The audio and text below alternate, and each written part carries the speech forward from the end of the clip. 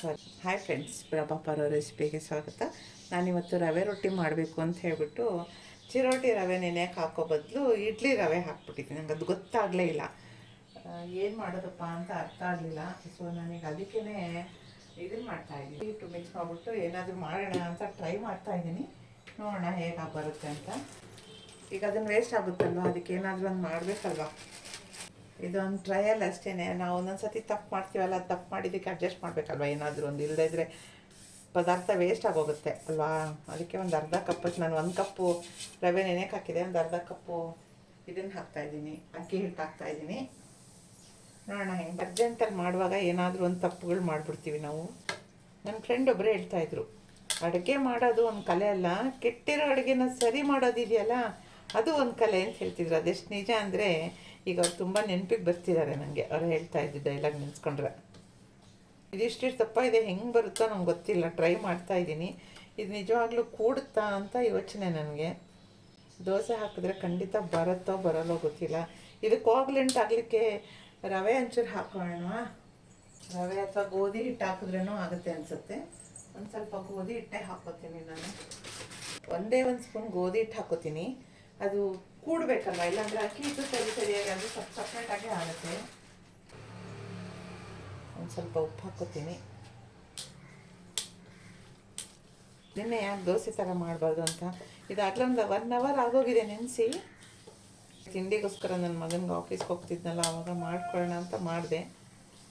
ನೋಡಿದ್ರೆ ಸಣ್ಣಗೆ ಸ್ವಲ್ಪ ಈರುಳ್ಳಿನೇ ಹೆಚ್ಚಿಟ್ಕೊಂಡಿದ್ದೀನಿ, ಹಸಿಮೆಣ್ಸಿನ್ಕಾಯಿನೇ ಹೆಚ್ಚಿಟ್ಕೊಂಡಿದ್ದೀನಿ. ಸ್ವಲ್ಪ ಜೀರಿಗೆ ಹಾಕೋತೀನಿ. ಹಿಟ್ಟು ಹಾಕಿ ಮತ್ತು ಗೋಧಿ ಹಿಟ್ಟು ಹಾಕಿರೋದ್ರಿಂದ ಬರಬಹುದು ಅಂತ ಅನ್ನಿಸ್ತಾ ಇದೆ. ನೋಡೋಣ. ಮತ್ತು ಎಲ್ಲನೂ ಒಂದು ಸ್ವಲ್ಪ ರವೆ ವೇಸ್ಟ್ ಮಾಡೋದಕ್ಕೆ ಇನ್ನೂ ಇಷ್ಟೊಂದೆಲ್ಲ ವೇಸ್ಟ್ ಮಾಡ್ತೀನೇನೋ ಅಂತಲೂ ಅನಿಸುತ್ತೆ.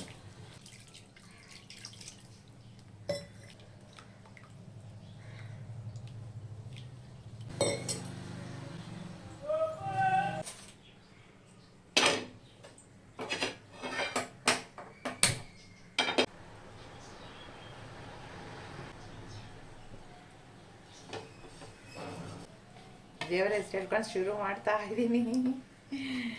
ಬರ್ಬೋದು ಅಂದ್ಕೊಂಡಿದ್ದೀನಿ, ನೋಡೋಣ.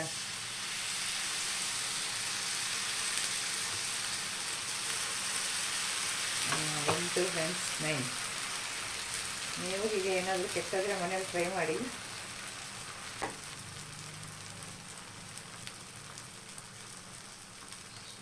ಎರಡು ಇಟ್ಕೊಳ್ತೀನಿ, ಉಡ್ಡಂದು ಇಟ್ಕೊಳ್ತೀನಿ, ಇದನ್ನು ಇಟ್ಕೊಳ್ತೀನಿ ಸೌಟ್. ಯಾಕಂದರೆ ಯಾವುದ್ರಲ್ಲಿ ಬರುತ್ತೋ ಅದು ಎದ್ದೇಳುತ್ತೋ ಗೊತ್ತಿಲ್ಲ. ಕೆಲವೊಂದು ಸತಿ ಉಡನಲ್ಲಿ ಎದ್ದೇಳಲ್ಲ, ಹರಿದೋಗ್ಬಿಡುತ್ತೆ. ಅದು ಸ್ವಲ್ಪ ಬ್ರೌನ್ ಆಗೋವರೆಗೂ ಬೇಯಿಸ್ಕೋಬೇಕು ಫ್ರೆಂಡ್ಸ್. ನೋಡೋಕ್ಕೂ ಚೆನ್ನಾಗಿ ಕಾಣಿಸ್ತಿದೆ. ತೆಂಗಿನ ತುರಿ ಹಾಕ್ಕೊಂಡಿದ್ರೆ ಚೆನ್ನಾಗಿರ್ತಿತ್ತು ಅನ್ನಿಸ್ತಿದೆ ಈಗ. ಎಲ್ಲ ತುಂಬ ಡ್ರೈ ಆಗಿದೆ, ಅದಕ್ಕೆ ಹಾಕ್ತಾಯಿದ್ದೀನಿ. ಈಗ ಮೇಲೆ ತಿರುವಾಕ್ಬೇಕಲ್ಲ, ಅದಕ್ಕೋಸ್ಕರ ಅದ್ರ ಮೇಲೆ ಹಾಕ್ತಾಯಿದ್ದೀನಿ. ಕೈದೆಲ್ಲ ಬಿಡ್ತಾಯಿದೆ ಫ್ರೆಂಡ್ಸ್ ಈಗ.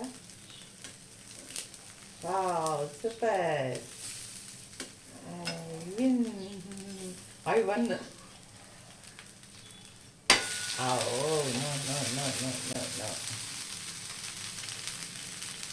ಒಂದು 2 ನಿಮಿಷ ಕಾಯಬೇಕಿತ್ತು ಅನ್ಸುತ್ತಲ್ವಾ. ಸೂಪರ್. ಇಡ್ಲಿ ರವೆನಲ್ಲೂ ದೋಸೆ ಬರುತ್ತೆ ಅಂತ ಗೊತ್ತಾಯಿತು.